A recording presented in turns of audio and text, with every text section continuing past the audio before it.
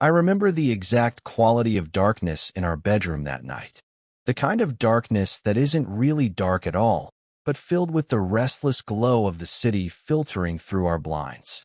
Thin bars of amber light stretched across the ceiling, shifting slightly when cars passed below. The radiator hummed its familiar tune, and somewhere in the building, pipes settled with soft metallic sighs. I was lying on my back, staring at those moving shadows, listening to the steady rhythm of Elias breathing beside me. His breath was deep and even, the kind that only comes with real sleep, real peace. I envied that peace. I had been awake for hours, my mind turning over the same thoughts it always did when the apartment grew quiet, and there was nowhere left to hide from myself. The bed was narrow. We had bought it used from a couple moving out of the city, and it barely fit two people comfortably. When friends asked why we shared instead of buying separate beds, we had our practiced answers ready. The room was too small for two beds. It was cheaper this way. We were both broke anyway, so what did it matter? But lying there in the half-light, I knew the real reason. I knew it in the way my body stayed carefully positioned on my side of the mattress, never crossing that invisible line down the center. I knew it in the way I had memorized the sound of his breathing, the way he moved in his sleep, the small noises he made when he dreamed. Elias shifted beside me, turning onto his side. The mattress dipped slightly under his weight, and I felt the warmth radiating from his body. He had always run warm, even in winter. During our first few months as roommates, I had convinced myself it was practical, sharing body heat in a drafty apartment. Now I knew better. Now I understood that I had been lying to myself about almost everything. His face was turned toward me now, though I could only make out the outline of his features in the dim light. His hair fell across his forehead the way it always did when he slept, and his lips were slightly parted. There was something vulnerable about him like this, something unguarded that he never showed during the day. During the day, Elias was all energy and laughter, quick jokes, and easy smiles. But in sleep, he looked younger somehow, softer. I should have closed my eyes. I should have turned away, given him space, given myself space. Instead, I watched him breathe and tried to memorize this moment, knowing it was dangerous, knowing it was selfish. Then, without warning, he moved closer. It happened slowly, the way people move and sleep, without intention or awareness. His face drifted toward mine, and before I could think or react or pull away, his forehead came to rest against the curve of my neck. The contact was light, barely there, but it might as well have been lightning. My entire body went rigid. My pulse hammered so loud I was certain it would wake him. The warmth of his skin against mine, the soft puff of his breath on my collarbone, the weight of his head settling into that space where my neck met my shoulder. It was everything I had imagined and nothing I was prepared for. I forced myself to stay completely still. If I moved, if I breathed too heavily, if I did anything to acknowledge what was happening, he might wake up. And if he woke up, he would pull away. He would laugh it off the way he always did when things got too close, too real. He would say something about the small bed, about how he was a restless sleeper, about how we needed to find a bigger place soon. But for this moment, this impossible moment, I could let myself feel it. The intimacy I had craved for months, maybe years. The closeness that felt both completely natural and utterly forbidden. The weight of another person choosing, even unconsciously, to rest against me. I stared at the ceiling and tried to breathe normally while my world quietly split in two. There was the life I had been living before this touch. The life of careful distance and buried feelings and late nights spent convincing myself that friendship was enough. And then there was this new life, this after, where I could no longer pretend I didn't want what I wanted. Time stretched impossibly long. Minutes felt like hours. I was afraid to move, afraid to sleep, afraid to do anything that might end this moment. Because I knew that in the morning, everything would go back to normal. Elias would wake up and stretch and make coffee, and we would talk about work and weekend plans and anything except the way he had curled against me in the dark. The apartment was so quiet I could hear my own heartbeat. I could hear the distant sound of traffic, the hum of the refrigerator in the kitchen, the soft whistle of wind through the gap in our window. But mostly I heard his breathing, steady and warm against my skin, and I tried to memorize that sound, that feeling, that perfect and impossible weight of his trust. The morning came the way mornings always did in our apartment. Elias woke first, as he usually did, stretching and yawning before rolling out of bed with the easy grace of someone who had never questioned their place in the world. By the time I opened my eyes, he was already in the kitchen, and I could hear the familiar sounds of him making coffee, humming something under his breath. I had been living this routine for 2 years now, ever since we had both realized that splitting rent was the only way either of us could afford to stay in the city. 27 years old and still sharing a bedroom like college students, but neither of us had much choice. I worked at a small design firm downtown, the kind of place where creativity went to die slowly under fluorescent lights and endless revisions of corporate logos. The pay was steady but uninspiring, enough to cover my half of rent and groceries and not much else. Elias had it different. He worked as a chef at a restaurant in the Arts District, one of those places where the menu changed weekly and the kitchen stayed open until 2 in the morning. His schedule was chaos, his energy infectious, his whole life lived in vivid color while mine felt muted by comparison. Our apartment reflected that difference. My few belongings were neat and organized, tucked away in drawers and closets. His guitar leaned against the living room wall, next to a stack of vinyl records. His coffee mugs accumulated on every surface, each one a different shape and size, collected from restaurants and cafes and friends who knew he had a weakness for good ceramic. The apartment itself was nothing special. A converted warehouse unit with exposed brick walls and windows that rattled when trucks passed by. The kitchen was barely big enough for one person, let alone two, but somehow we had learned to move around each other with an easy choreography that had developed over months of shared meals and morning routines.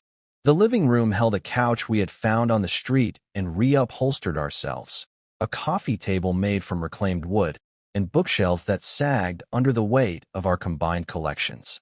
To everyone who knew us, our living situation made perfect sense. Two friends from university who had stayed close after graduation, practical enough to split expenses, comfortable enough with each other to make it work. Our friends joked about us constantly, calling us an old married couple when we bickered about dishes or argued over what movie to watch. They teased Elias when he came home late from work to find dinner waiting for him in the refrigerator. They rolled their eyes when I knew exactly how he liked his coffee or when I picked up ingredients for his favorite meal without being asked. The jokes never bothered Elias.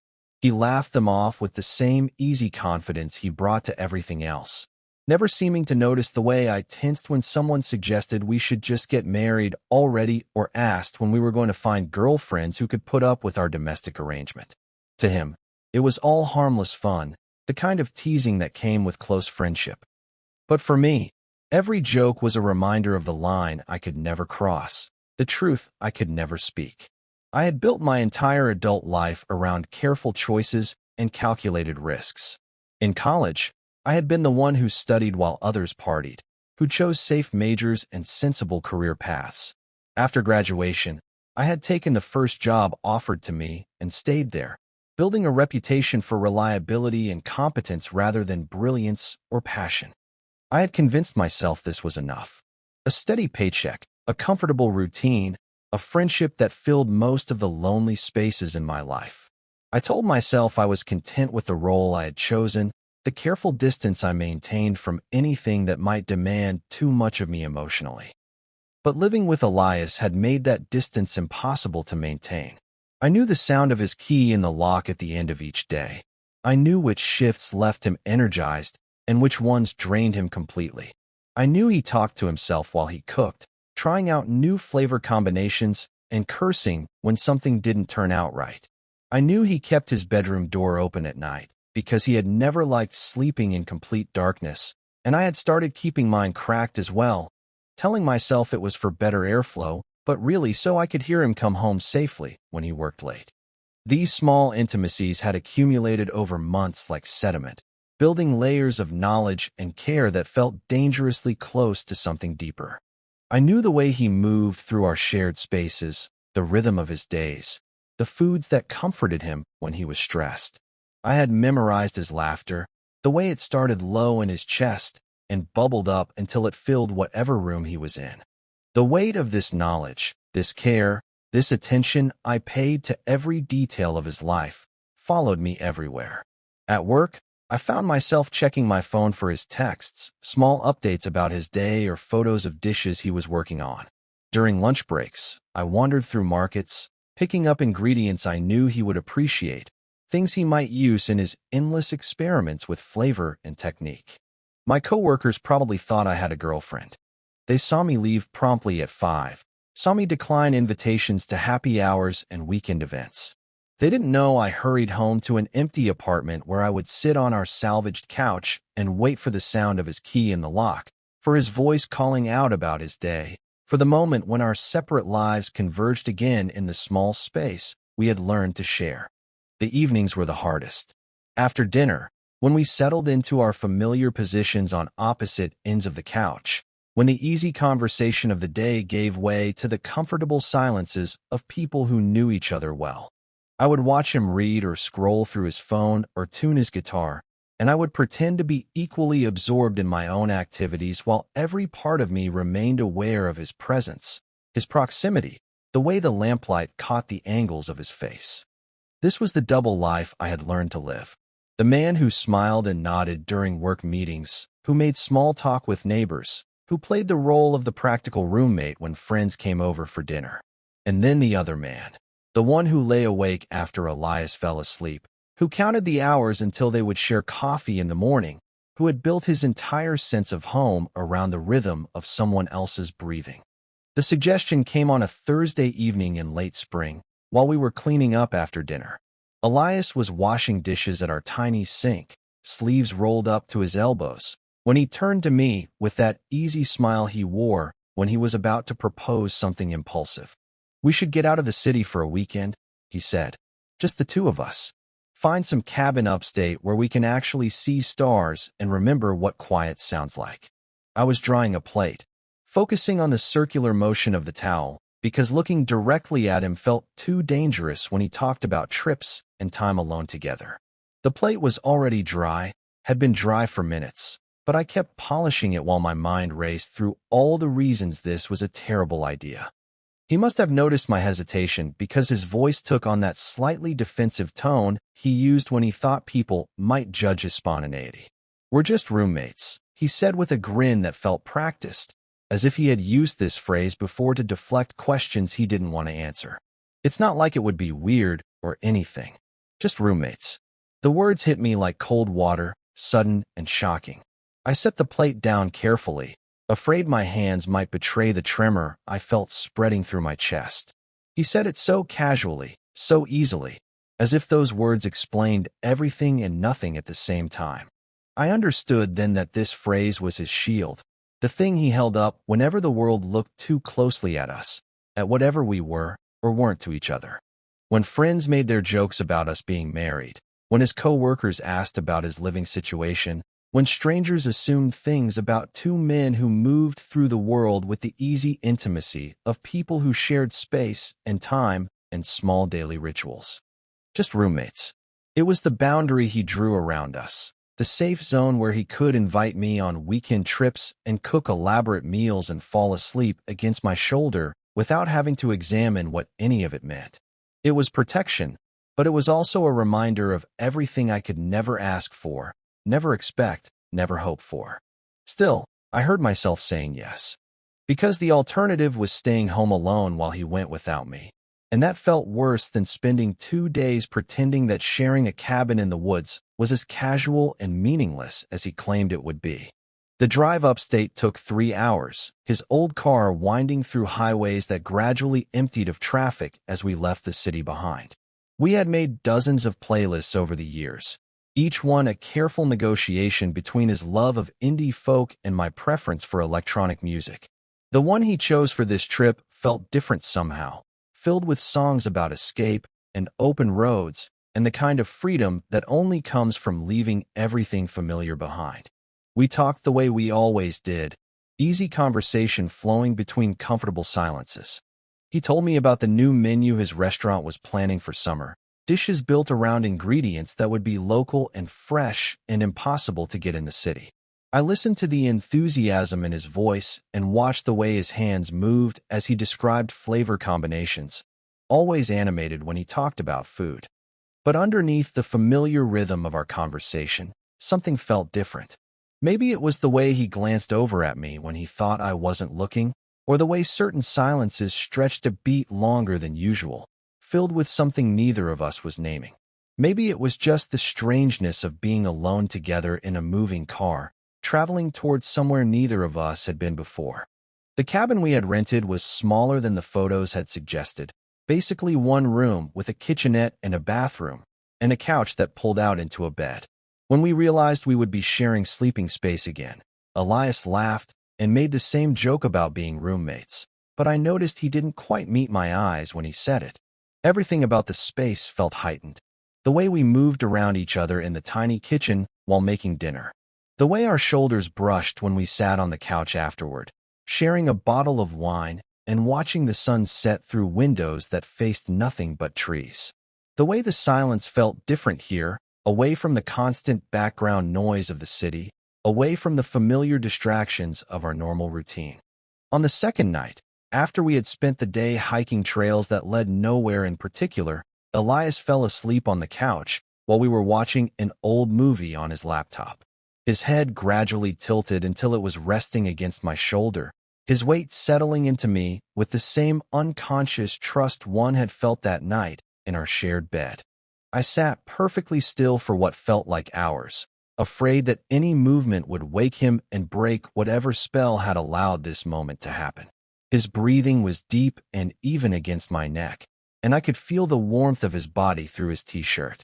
The movie played on without sound, light from the screen flickering across the cabin walls, but I wasn't watching anymore. Instead, I was cataloging every detail of this contact, this closeness that felt both completely natural and utterly impossible. The weight of his head on my shoulder, the way his hair smelled like the outdoors, and the faint lingering scent of the soap from our shared bathroom.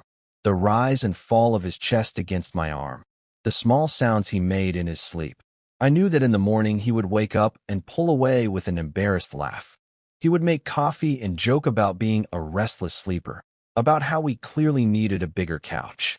He would deflect and minimize and turn this moment into something casual and forgettable, the way he always did when the space between us grew too small. But sitting there in the dim light of the cabin, feeling the solid reality of his trust and proximity, I understood something that terrified me. I could no longer pretend that friendship was enough. I could no longer convince myself that these moments of accidental intimacy were meaningless. I was standing on the edge of something vast and dangerous, and I no longer had the strength to step back from it. When we returned to the city, our apartment felt different, smaller somehow, as if the walls had moved closer together while we were away. The familiar sounds of traffic and neighbors and the buildings settling around us seemed louder than before, intrusive after 2 days of forest quiet. But it wasn't really the apartment that had changed. It was the space between us, the way we moved through our shared routines with a new kind of awareness. I noticed things I had trained myself not to see before. The way Elias's fingers lingered on mine when he handed me my coffee in the morning. The way he looked at me when he thought I wasn't paying attention, something searching in his expression that hadn't been there before. The way he stood closer when we cooked together, our shoulders brushing more often than the narrow kitchen required. These small moments accumulated like evidence of something neither of us was ready to name. A touch that lasted a beat too long when he passed me the salt. The way his eyes followed me when I moved around the apartment. The way certain silences felt charged with possibility, heavy with words we weren't speaking. He began to confide in me differently than before. Where our conversations had always been easy and surface level, now he shared things that felt more intimate, more real.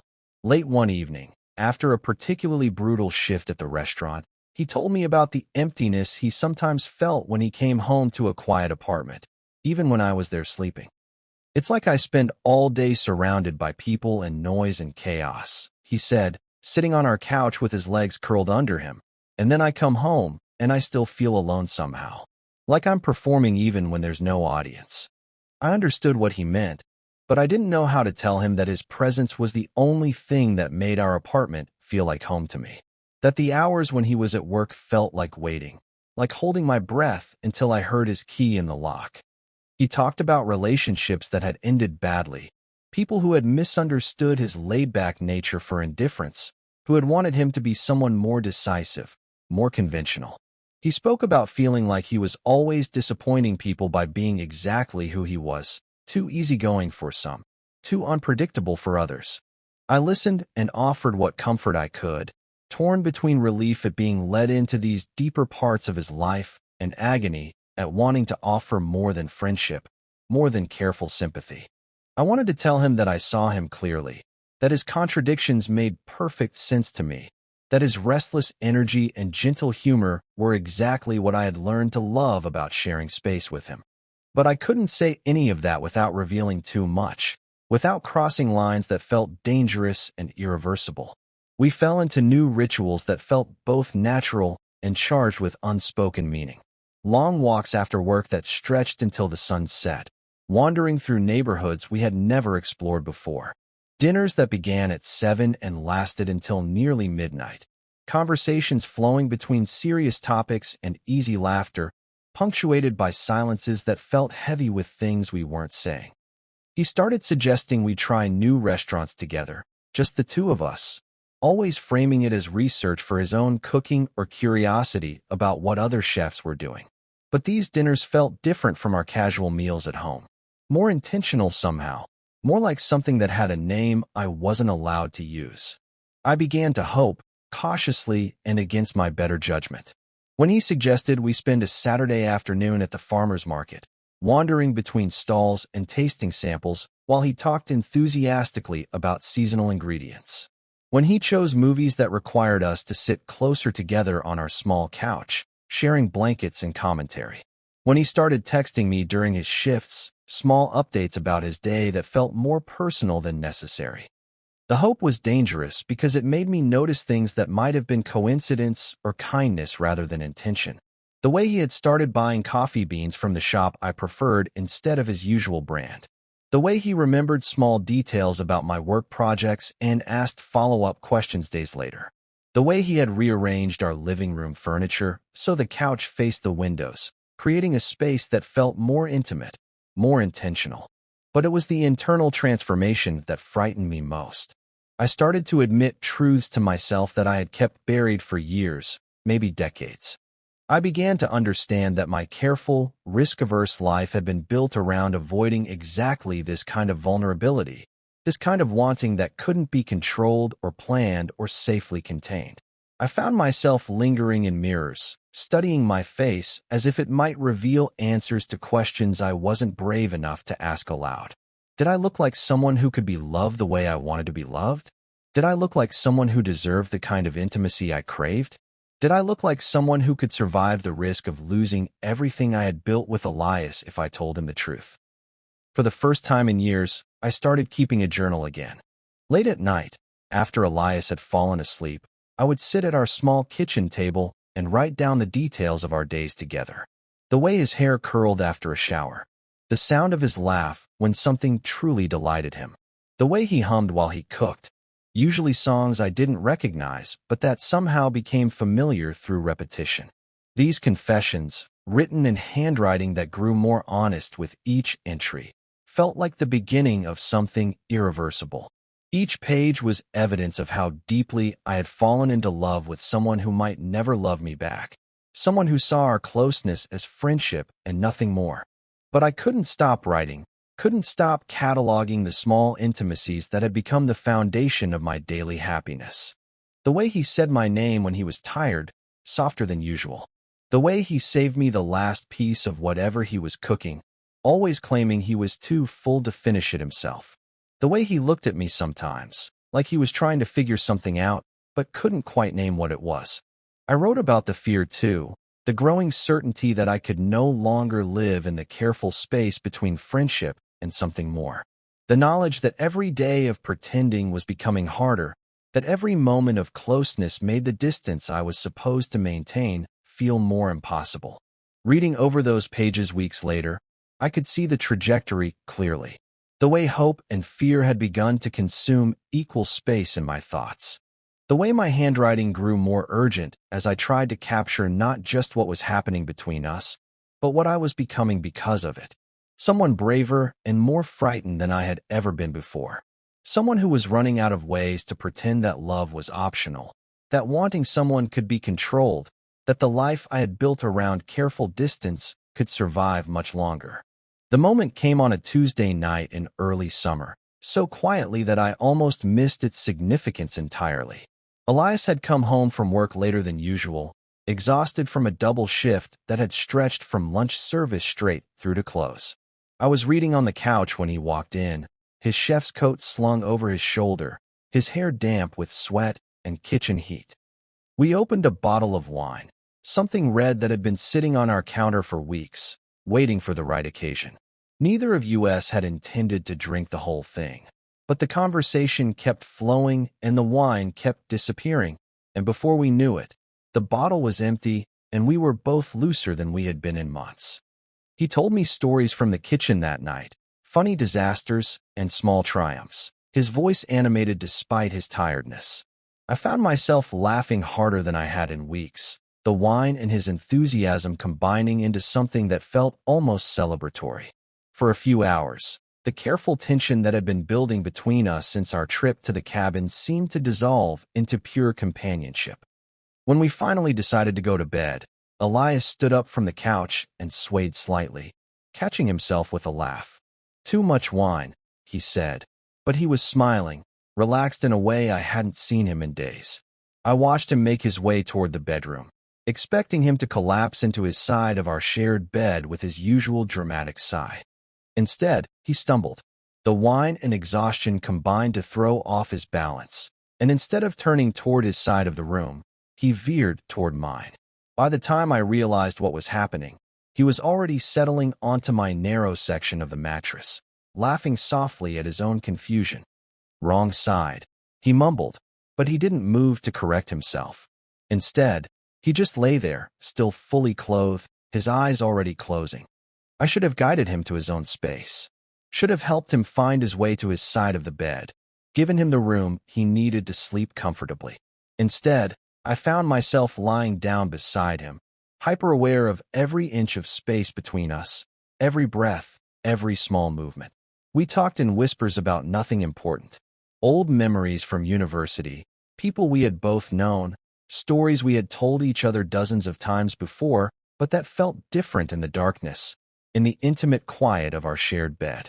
His voice was soft with wine and tiredness, and I found myself memorizing the sound of it, the way certain words came out slightly slurred, the way he laughed at his own half-remembered jokes. Gradually, the conversation faded into comfortable silence. I could feel his breathing beginning to slow and deepen, could sense him drifting toward sleep. I was just beginning to think the moment was over, that he would fall asleep where he was and wake up in the morning with an embarrassed apology when he shifted closer. It happened so gradually that at first I thought I was imagining it. A slight movement, his body turning toward mine, his face drifting closer to my neck. Then, without any conscious intention that I could perceive, his forehead came to rest against the curve where my neck met my shoulder, exactly as it had that night weeks ago. But this time was different. This time he wasn't fully asleep, wasn't unconscious of the contact. I could feel the deliberateness in the way he settled against me, could sense some kind of surrender in the way his body relaxed into mine. His breath was warm against my skin, coming in slow, even puffs that made every nerve ending feel electric. I lay completely still, afraid that any movement would break whatever spell had allowed this to happen. My heart was pounding so hard I was certain he could feel it through my shirt, through his shirt, through the minimal space that separated us. The weight of his head against my neck felt both completely natural and utterly impossible, like something I had dreamed so many times that reality felt surreal. This was everything I had imagined in my most desperate moments, and it was also a kind of torture, because I wanted to believe it meant something, wanted to read intention and desire into every detail of his proximity. But I also knew how easy it would be for him to explain this away in the morning, to laugh it off as too much wine and exhaustion and the general confusion of sharing space with someone for too long. The ambiguity was worse than the desire. At least desire was honest, was something I could name and understand even if I couldn't act on it. But this liminal space, this moment that could mean everything or nothing, was unbearable in its uncertainty. I could feel his breath against my collarbone, warm and steady and real. Could feel the weight of his trust, the way he had chosen, consciously or unconsciously, to rest against me instead of pulling away. His hair brushed against my chin, soft and still damp from the kitchen heat, and I resisted the urge to turn my face into it, to breathe him in completely. Time stretched impossibly long. I watched the shadows on the ceiling shift as cars passed outside, counted the sounds of the buildings settling around us, tried to memorize every detail of his weight and warmth and proximity. Part of me wanted this moment to last forever, to exist in this space where everything was possible and nothing was certain. But another part of me, the part that had been growing stronger and more honest over the past few weeks, understood something vital in that stillness. I could not spend a lifetime in this space between wanting and having. Could not continue to build my happiness around moments that might mean nothing to the person who made them possible. Could not keep convincing myself that almost was enough when every fiber of my being ached for more. Lying there with Elias pressed against me, feeling his breath and warmth and unconscious trust, I realized that everything had to change. Not because this moment promised anything, but because it had shown me exactly how much I was capable of wanting, exactly how far I had fallen into love with someone who might never love me back. The revelation wasn't about him, wasn't about what he felt or didn't feel. It was about me, about the person I had become without meaning to, about the life I could no longer live in careful denial. I could not pretend anymore that friendship was sufficient, that proximity was the same as intimacy, that loving someone in silence was sustainable. In that fragile stillness, with his weight settled against me like a question I couldn't answer, I understood that I would have to choose. Between the safety of distance and the risk of honesty.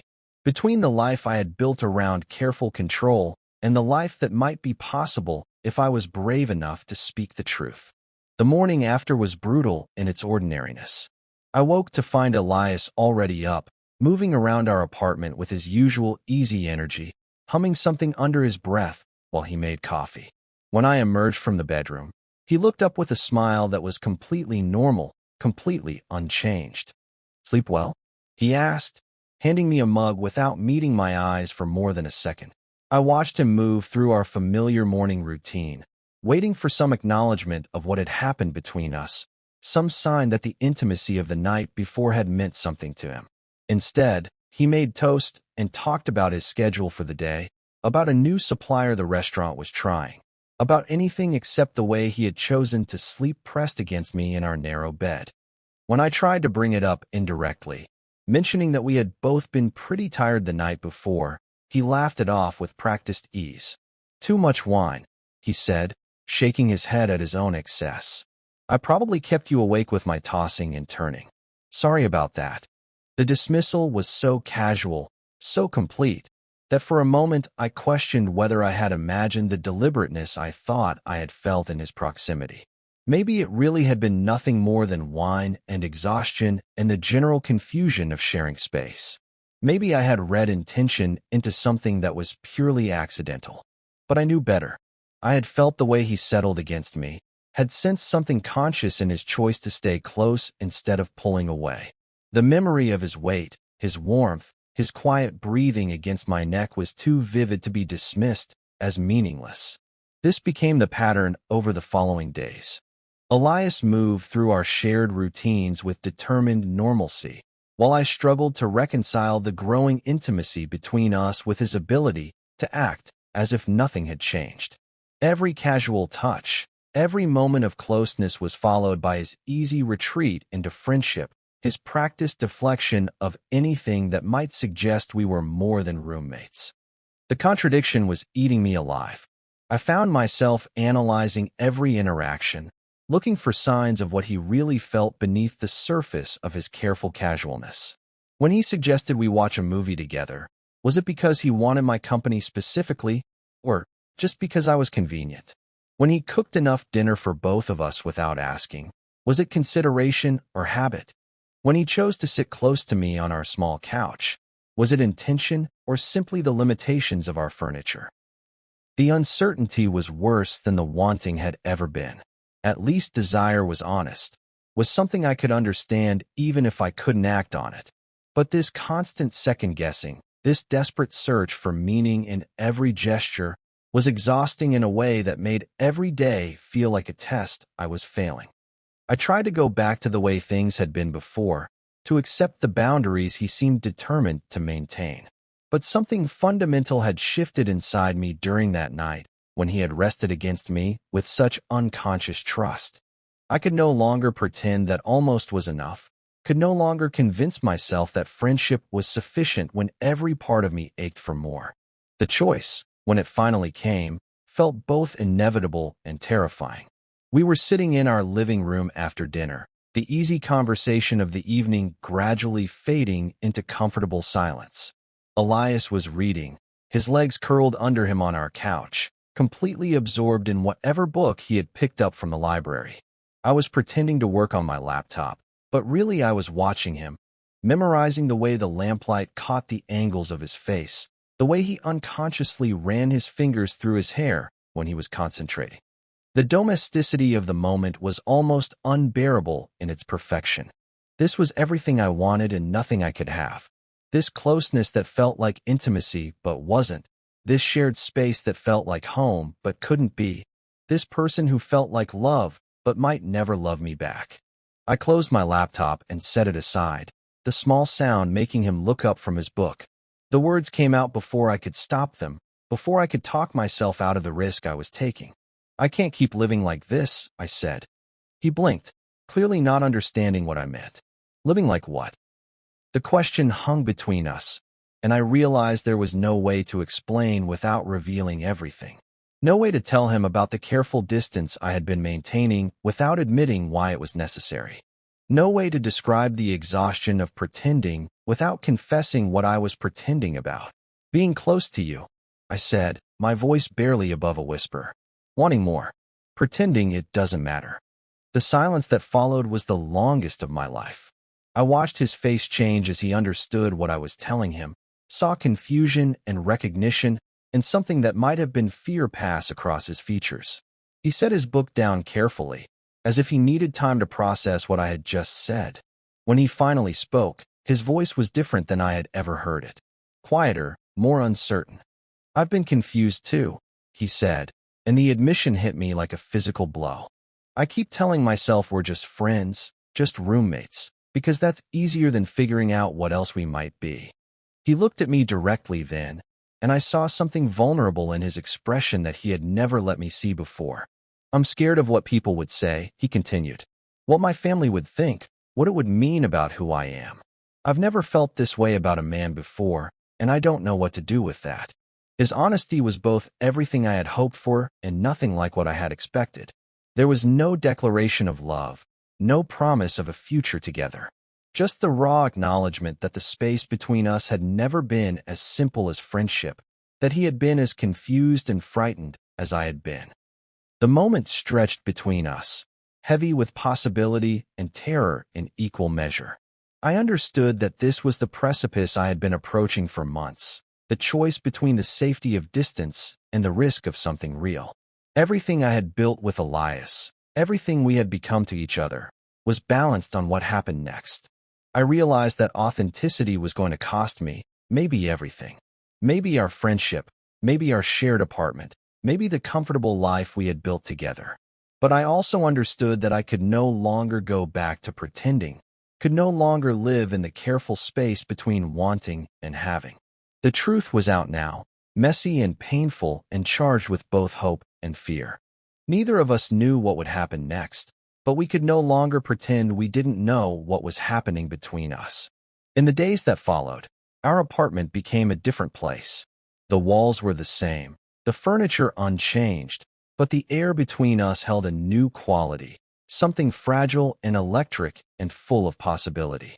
We moved around each other with a careful tenderness, like people learning to walk after a long illness, uncertain of our balance, but no longer afraid of falling. There were no grand gestures, no dramatic declarations. Instead, there were small moments that felt monumental in their quiet significance. The way Elias handed me my coffee in the morning, his fingers lingering against mine just a beat longer than necessary. The way I found myself standing closer when we cooked together, no longer maintaining the careful distance that had become second nature. The way our conversations carried a new kind of weight, as if every word was being spoken by people who had finally decided to tell the truth. We didn't talk about what came next. Neither of us seemed ready for that conversation, for the logistics of becoming something other than what we had been. Instead, we existed in the space between friendship and whatever we were becoming, learning to be honest about the small intimacies that had always been there, but that we could finally acknowledge. Some evenings, we sat closer on our couch, close enough that our shoulders touched, close enough that I could feel the warmth of his body beside mine. We watched movies or read or talked about our days, but underneath it all was this new awareness, this permission to want what we wanted without pretending otherwise. The fear was still there, would probably always be there. I could see it sometimes in the way Elias looked at me when he thought I wasn't paying attention, something uncertain and questioning in his expression. I felt it too, the knowledge that we were stepping into something neither of us fully understood, something that might change us in ways we couldn't predict. But there was something else now too. A gentleness in our silences that hadn't existed before. A sense that we were both trying, in our own careful ways, to figure out how to be honest about what we felt without demanding more than the other person was ready to give. One morning, about a week after our conversation, I was sitting at our small kitchen table with a cup of coffee that had long since grown cold. I had been awake for an hour, but I hadn't moved to reheat it or make fresh coffee. Instead, I had been content to sit in the early light that filtered through our windows, watching the city wake up beyond our walls. Elias emerged from the bedroom looking like he always did in the morning, his hair a mess from sleep, his eyes soft and unfocused. He was wearing an old t-shirt and boxers, completely unself-conscious in the way that only came from years of sharing space with someone. But when he looked at me across the kitchen, something in his expression was different than it had been before our conversation. There was no pretense now, no careful deflection, just a quiet acknowledgement of whatever this was between us, this thing we were still learning to name. He moved around the kitchen with his usual morning routine, making fresh coffee and toast, but I noticed the way he glanced over at me more often than usual.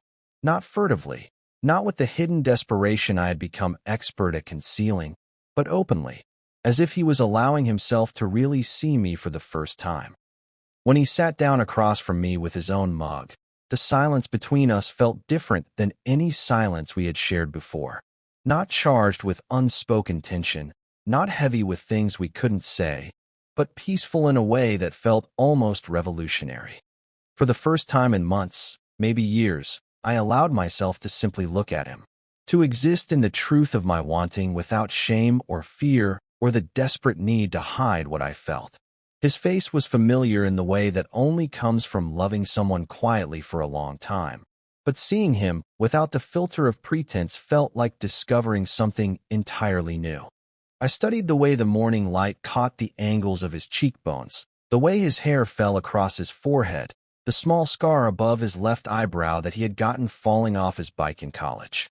I memorized the way he held his coffee mug, cradled in both hands like something precious, and the way his eyes were still soft with sleep and something that might have been contentment. He caught me looking and didn't look away.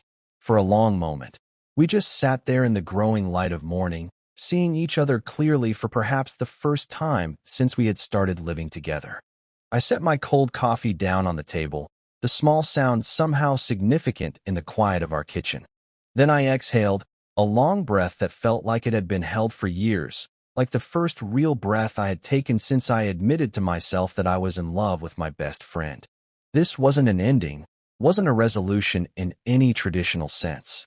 We still didn't know what we were becoming, still hadn't defined what our honesty would cost us or what it might give us in return. But sitting there in the morning light, looking at Elias without pretense, I understood that something fundamental had shifted.